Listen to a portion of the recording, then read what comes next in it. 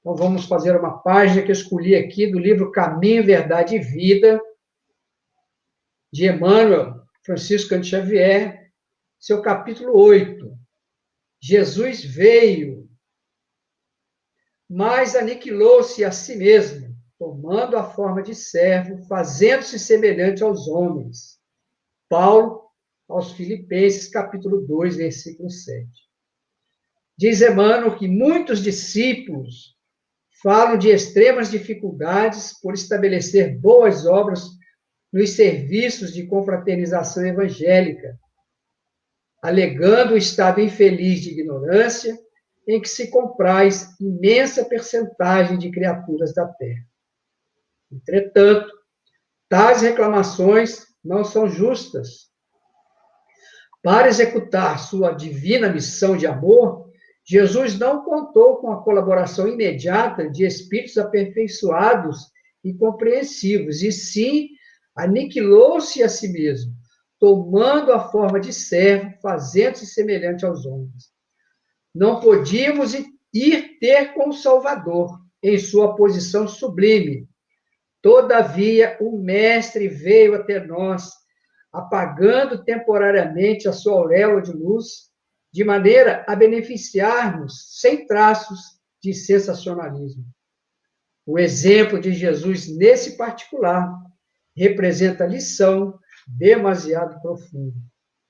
Ninguém alegue conquistas intelectuais ou sentimentais como razão para desentendimento com os irmãos da terra.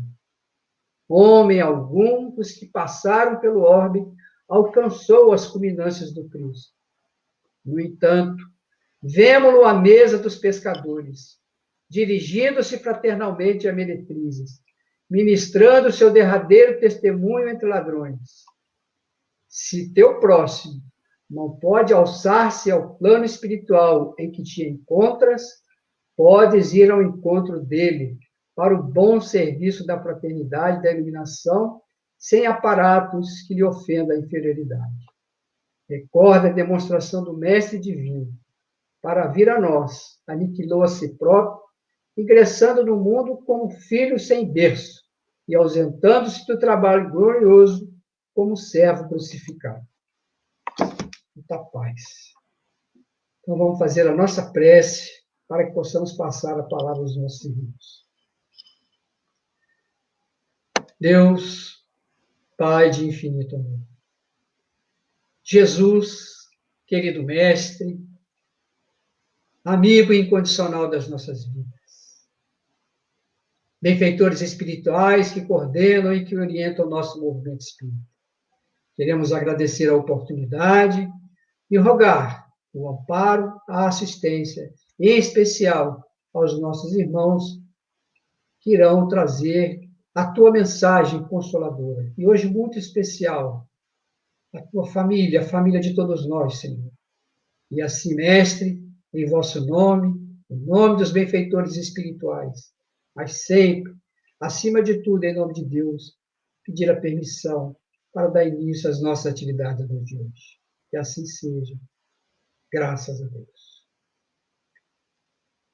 Então, com a palavra, nosso querido irmão Jorge Alahá, nossa querida irmã Sâmia, eles que fazem parte desse movimento espírita maravilhoso aí do estado de Rondônia, fazem parte da diretoria lá, vieram do Pará em 1987 e estão aí acolhidos em Rondônia, desenvolvendo os trabalhos do movimento espírita, da parte da infância, atendimento fraterno. Olha, sintam-se acolhidos, nosso querido sul do estado do Rio de Janeiro, o nosso movimento espírita muito agradece, vocês têm o tempo que desejarem. Sejam bem-vindos, muita paz. Obrigada. Obrigado, Adnilson, muito obrigado mesmo. Então, nós vamos começar o nosso estudo de hoje, cujo tema é Os Pais de Jesus. O nosso objetivo hoje é nós fazermos algumas análises daquilo que a gente encontra em diversas obras doutrinárias e outras obras, ainda que não espíritas, mas que tragam informações relevantes para nós e algumas informações obtidas em palestras de Divaldo Franco. A reunião desse conteúdo, a gente vai ter a oportunidade de conversar hoje aqui, onde a gente vai falar sobre Maria e José. Mas para a gente começar a falar desse assunto, a gente vai falar algumas coisas antes do nascimento, da chegada de Jesus ao mundo. Porque existem algumas coisas interessantes a serem comentadas sobre esse assunto, e a Sâmia vai trazer para nós alguns pontos significativos desse processo da conexão desses espíritos com essa majestosa missão de Jesus, o menino que, segundo a mensagem de Emmanuel, nasceu sem berço. Sâmia.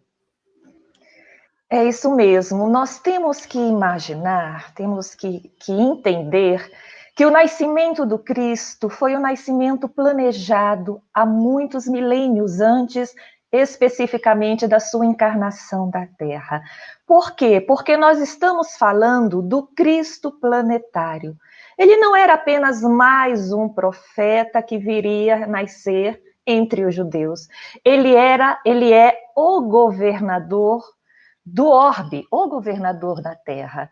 E ele fez uma promessa alguns milênios atrás, quando recebeu no seio do nosso planeta um grupo de entidades, de espíritos que vieram exilados de outro orbe e que vieram para cá, que nós conhecemos como raças adâmicas. Evidentemente, ao longo dos milênios, o nosso planeta recebeu vários espíritos, vários clãs de espíritos que vieram de outros orbes. Ou alguns até vieram em missão. Mas esse grupo específico, além de numeroso, ele viria a trazer muita coisa positiva também para o nosso orbe, e precisava de mais. E o Cristo os recebeu pessoalmente. E eram almas falidas, sim, por isso vieram para cá, e almas muito sofridas. Eles sofriam muito pelo que perderam, pelo planeta, pelo mundo onde eles viviam desde sempre, pelas almas queridas que ficaram lá, e agora eles sentiam a dor de vir para o mundo estranho. E o nosso amoroso Cristo recebeu-os, está no livro A Caminho da Luz, colocou das lutas que eles iriam enfrentar para se reeducarem e merecerem retornar ao mundo de origem deles, e fez uma promessa. A promessa de que ele encaminharia ao longo dos séculos para todos aqueles, os profetas, os messias, como se quiser chamar, ou seja, almas sublimes, que estariam sempre colocando a verdade, os ensinamentos que eles precisariam aprender para crescer, para se transformar e merecer voltar. E que chegaria um momento em que ele disse: eu mesmo voltarei, eu mesmo irei. Ele prometeu a sua ida. Essa promessa se cumpriu nesse período, há 2000 anos atrás, quando Cristo renasceu na Terra. E aonde entra os pais? Na feita que houve a promessa, é porque havia um planejamento. Não imaginemos que o mundo espiritual vive apenas de milagres. Ele vive com um planejamento, e esse planejamento que existe para o nosso orbe, ele precisa do concurso de vários espíritos. Quando houve o planejamento de que o próprio Cristo planetário renasceria, houve também o planejamento para que várias almas começassem a trabalhar em suporte. Então, muitos profetas renasceram, muitos deles estão ali no Antigo Testamento nominados, e muitos deles disseram que viria o Messias, que ele nasceria em Belém, que ele nasceria de uma virgem, que ele seria da casa de Davi. Deram vários sinais, inclusive sobre a sua crucificação, detalhes. Como é que eles sabiam isso? Porque eles eram espíritos que fizeram parte do planejamento e, portanto, tiveram esse contato. Quando renasceram, mediunicamente, conseguiram acessar esse planejamento e escreveram isso. Não é que eles adivinhassem o futuro, é que eles conheciam o que estava planejado. Muito bem, ali eles já falavam de Maria, já falavam de José, tá? Sem precisar dar o nome, mas já davam alguns sinais. E nesse planejamento, evidentemente, era imprescindível que se escolhesse as almas que tivessem o perfil e a afinidade para que fossem os pais de Jesus. Porque Jesus nasceu como todos nós, passou por uma gravidez. tá? Passou por todo o processo de encarnação, como nós passamos. Então, isso demonstra que esses dois são almas especiais, porque ele precisava que a mãe e o pai, nesse papel de mãe e pai, também dessem um exemplo para a humanidade. Então, eles precisariam de almas que pudessem suportar ver o que o filho passou, suportar todas as dificuldades, todos os desafios inerentes àquela época, como, por exemplo, uma garota jovem que aparece grávida antes do casamento, e mesmo assim aceita continuar com o filho, dá à luz a esse filho, tá? Um pai que aceita essa garota, um homem que aceita essa garota, que se casa com ela, a questão de poder conviver com essa alma, com esse Cristo, compreendê-lo e aceitá-lo. Tá? Então, era uma família que se formou de almas afins e que estavam preparadas para isso. Então, eles são, sim, almas diferenciadas. Tá? Elahá, mais alguma coisa? Ligue o seu microfone. Eu queria só destacar o fato das profecias. Nós temos realmente muitas profecias que falam sobre a vinda do Messias. Essas profecias, elas começam em Isaías, aproximadamente 1000 anos antes do nascimento de Jesus. Nós vamos encontrar fragmentos. É como se fosse assim. O planejamento reencarnatório do Cristo já estava pronto pelo menos 1000 anos antes do nascimento dele. Porque os profetas falavam de alguns fragmentos desse planejamento. Tinha um que vinha e falava uma coisa, outro vinha e falava outra, e fizeram uma espécie de um mosaico de quais seriam as características desse homem tão singular que ele queria nascer. E entre as singularidades, havia algumas coisas muito interessantes sobre a origem desse homem. Não necessariamente sobre os aspectos da sua missão, da sua tarefa, da grandeza do que ele seria, mas sobre sua origem, sobre seu nascimento, sobre aquilo que envolveria a chegada dele no planeta. Havia informações muito preciosas nesse sentido. Basicamente, dessas informações, 3 se destacam. Uma delas é a informação de que ele nasceria em Belém. Ele seria de Belém. A segunda é que ele seria da tribo de Judá. E uma terceira falava sobre uma mulher virgem que daria origem a esse menino. Essas profecias formavam a base, digamos assim, daquilo que dizia respeito ao nascimento de Jesus. A informação de que ele seria de Belém decorre fundamentalmente não simplesmente do fato de ele ter nascido ali em Belém, mas o fato de ele ter a raiz dele ser Belém, porque Belém era a cidade de Davi. Davi, o profeta, perdão, o rei Davi, ele era da cidade de Belém. Foi ali que ele surgiu. Jessé, que era o pai de Davi, vivia em Belém. E foi ali que se tornou a cidade do rei Davi. Conclusão: se nós tivéssemos a linhagem de Davi sem quebras, sem nenhuma interrupção de dinastia, Davi passou para Salomão, Salomão para Roboão, Roboão foi passando. Se não tivesse tido nenhum trauma nessa sequência, é porque, na verdade, os descendentes de Davi é que seriam os naturais herdeiros do trono. Ou seja, a casa de Belém é que seria aquela da onde viria o Messias. Então, quando se fala que Jesus vem da cidade de Belém, não é simplesmente um nascimento físico, mas é da linhagem. Ele seria ligado à história de Davi. Por isso que tantas vezes, nos evangelhos, as pessoas procuram dizer Jesus, filho de Davi. Isso é muito mais forte do que se imagina. Chamá-lo de filho de Davi é conectá-lo a toda uma história que Israel possuía. Era como se você chancelasse.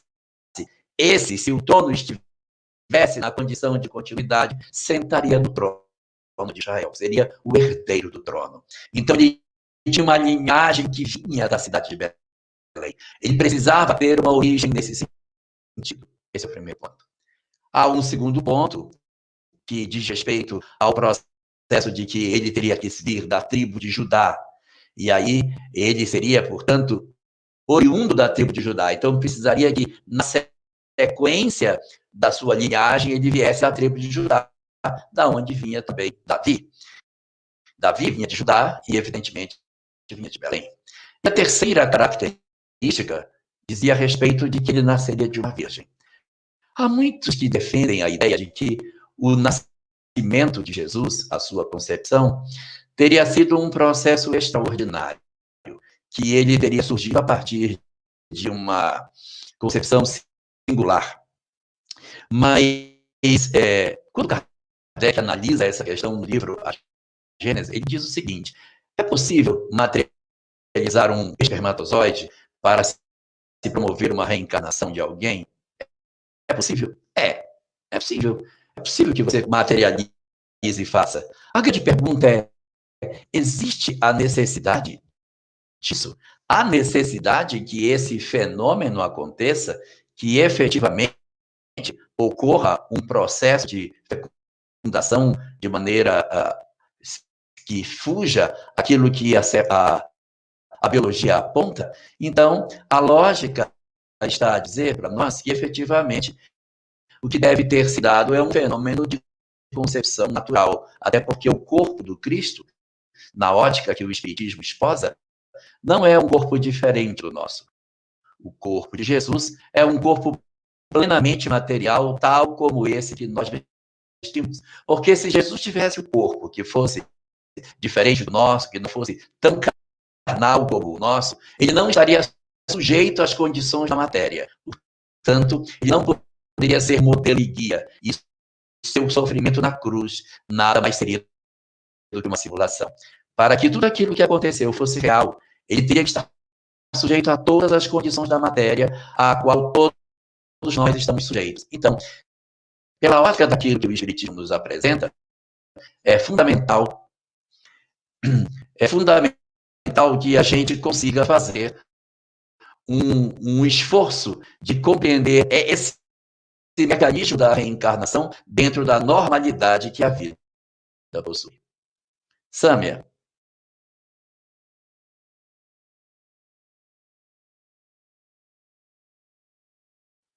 Agora foi minha vez.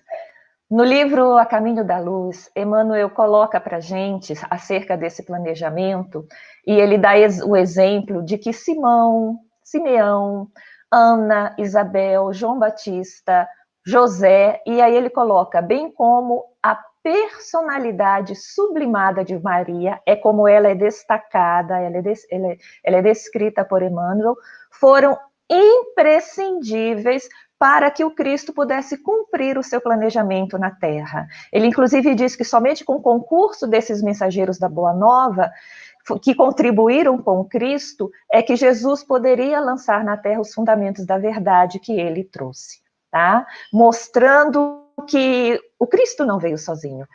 Quem trouxe a Boa Nova foi o Cristo, amparado por essa equipe e principalmente pelos pais, que o ampararam também até que ele começasse, aos 30 anos, a sua missão, efetivamente, de divulgar a verdade.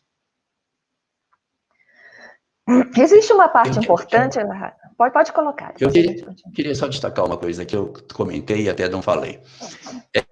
Que o texto fala que ele viria de uma virgem. Aí, puxa, mas como é que é isso? Ele viria de uma virgem, não viria de uma virgem?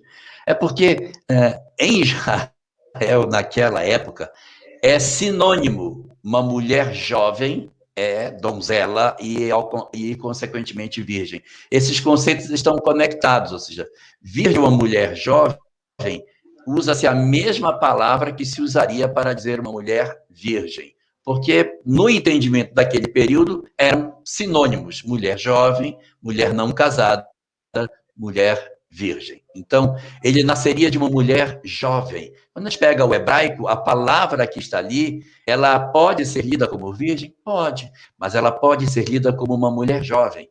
E o que se sabe sobre a história de Maria é que ela era muito jovem quando tudo isso aconteceu.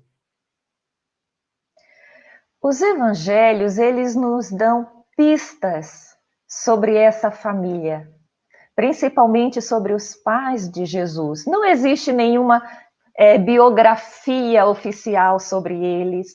Tudo o que se conhece sobre eles são dessas pistas que são trazidas, no nosso caso, no movimento espírita, tanto pelo Novo Testamento, pelos evangelistas, como pelas mensagens que nós temos, né, de Humberto de Campos, na Boa Nova, mensagens que são trazidas por Amélia Rodrigues, enfim, por espíritos que, consultando no mundo espiritual, as tradições do mundo espiritual nos colocam o que lá é dito sobre a vida deles, né? Então, em cima disso, a gente tira algumas conclusões. E é importante colocar que o importante não é saber os detalhes sobre a vida, sobre a história deles, mas através da história deles, compreender o que eles têm de positivo para nos ensinar. O importante é qual é a mensagem que esses dois nos trazem. E a primeira grande mensagem, Elahá, que é muito interessante para a gente, surge naquilo que ficou conhecido como Anunciação. Na Anunciação, todos nós sabemos que Maria recebeu essa mensagem do anjo Gabriel, que no Evangelho ele é como se fosse o mensageiro, né? O mensageiro entre Deus, a espiritualidade superior, talvez, e os homens encarnados na Terra. Então ele ficava como que administrando, dizendo o que ia acontecer, preparando as pessoas. E Lucas, no capítulo 1, e aí um detalhe, Lucas entrevistou Maria quando ela já era idosa e residia em Éfeso com João Evangelista, tá, gente? Então, o Evangelho de Lucas foi feito com base em entrevistas que ele fez com Maria, mãe de Jesus. Essa entrevista ele fez a pedido de Paulo de Tarso, tá? Paulo de Tarso ia até Éfeso, quando já era Paulo de Tarso, o grande apóstolo dos gentios, ele ia até Éfeso, e às vezes ele dizia, mãe, todos os apóstolos chamavam ela de mãe, eu quero saber a história de Jesus. Ela se colocava à disposição, mas ele nunca conseguia, sempre acontecia alguma coisa, algum problema ali entre os cristãos, porque já tinha um trabalho desenvolvido nessa época, e ele não conseguia fazer isso. E quando ele viu que não conseguiria, um pouco antes de ele ser morto, né, degolado, que ele já estava sendo perseguido, já havia sido preso e sido solto, que ele viu que não conseguia, ele chama Lucas, Lucas já estava com eles trabalhando também no cristianismo, e diz, fale com Maria, fale com a mãe Maria. Você precisa receber dela a história de Jesus. E foi com base nisso que Lucas escreveu o evangelho dele, tá? Ele não foi discípulo de Jesus, ele não conheceu pessoalmente, não conviveu pessoalmente com Jesus, foi depois. E que depois, continuando as entrevistas, fez o Atos dos Apóstolos. Então, segundo Lucas, Maria recebeu, certa feita, uma mensagem do anjo Gabriel. Divaldo conta que ela retornava do poço de Nazaré, onde tira água, ficava perto da casinha dela em Nazaré, entrou e sentou-se na sala, e quando ela sentou na sala, possivelmente cansada, ela começou a sentir como se estivesse flutuando, ou seja, ela começou a entrar em êxtase, e começou a ouvir alguns cânticos, como se fossem os cânticos dos anjos. E ela vê, então, o anjo Gabriel aparecer e se aproximar. E aí se desenvolve o diálogo que está no Evangelho de Lucas. E Lucas diz, entrando onde ela estava, como se ele estivesse entrando como uma pessoa, disse a ela, alegra-te, ó cheia de graça, o Senhor é contigo. E aí a gente vê a primeira pista sobre o Espírito Maria destacado para ser a mãe de Jesus. Ele não chama alegra-te Maria, o que seria o normal, ele chama ela de cheia de graça, ou seja, cheia de luz, agraciada. Já demonstra aí que isso não é um nome físico, mas a representação espiritual do que ela é, o estado de grandiosidade espiritual que ela tem. E aí a gente sabe... continua, fala. Uma coisa assim, alegra-te, ó cheia de graça, é porque ela já era antes de ser a mãe de Jesus. Ela já era cheia de graça. Exato. Ela já era uma alma destacada entre as mulheres, né? E, evidentemente, aquela Maria semi-adolescente, segundo o Divaldo, ela deveria ter na faixa dos 16 anos, evidentemente ficou confusa e pensar o que significava aquilo. E ele coloca: não tenhas medo, porque Deus se mostra bondoso e você conceberá no seu seio um filho para o nome de Jesus. Né?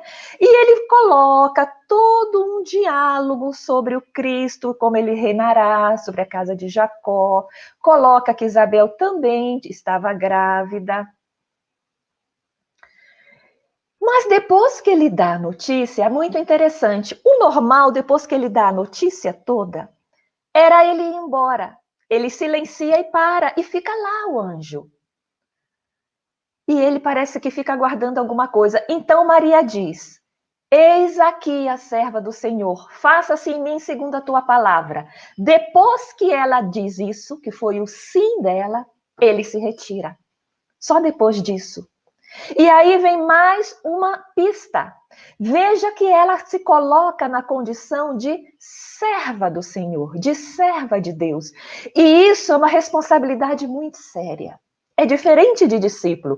Discípulo é um aprendiz, é alguém que segue, aprende, reflete e tenta crescer com o ensinamento. Serva é aquela que coloca toda a sua vida aos pés de Deus. É uma entrega absoluta à vontade divina. E essa é a grande lição. Ela cumpre isso a vida toda. Nenhum de nós tem essa condição de entrega absoluta, de receber todas as vicissitudes, todos os desafios, todos os problemas que surgem, todas as dores da vida, com a consciência de que faça-se, Senhor Deus, a tua vontade. Eu não sei porquê, mas eu tenho certeza que está tudo certo. Era essa a condição espiritual de Maria. Ela não pensou: poxa, anjo, mas eu nem sou casada. Como é que vão me apedrejar, que era o normal? Ela não começa a pensar nas dificuldades do campo material. Ela diz: se Deus quer, eu aceito de boa vontade. Então, mais um sinal do Espírito Maria. Alguma coisa sobre isso, Elahá? Muito bem. Nós sabemos que depois disso, ela contou para José, tá? E aí o Evangelho conta uma história, e Divaldo Franco, através da sua mediunidade, nos conta outra nas suas palestras. O Evangelho coloca que José não sabia, ficou confuso, e o anjo foi até ele esclarecendo-o, né? E quando o anjo esclareceu, ele tranquilamente compreendeu, aceitou Maria e se casou com ela. Tá? E Divaldo coloca da possibilidade que eles, a essa época, já fossem casados. Vocês observam que quando o anjo dá a notícia, ele não dá a notícia de que ela estava grávida, ele dá a notícia que ela conceberia, que ela ficaria grávida no futuro, e não dá para saber pelos evangelhos quanto tempo depois ela engravidou. E Divaldo nos coloca que ela só contou a fala do anjo com ela depois que ela teve a certeza que estava grávida. E que, segundo Divaldo, isso foi um motivo de muita alegria para José. Mas aí eu quero destacar uma questão aqui. É muito importante a gente observar que os evangelhos, eles foram compostos num momento em que não existia imprensa e que, evidentemente, as cópias, elas eram copiadas de cidade em cidade, de pontos a pontos. E os livros que nós temos hoje, que constituem a base do nosso conhecimento em termos bíblicos, ele decorre de cópias que foram obtidas, aproximadamente retiradas do ano 400. Então, veja,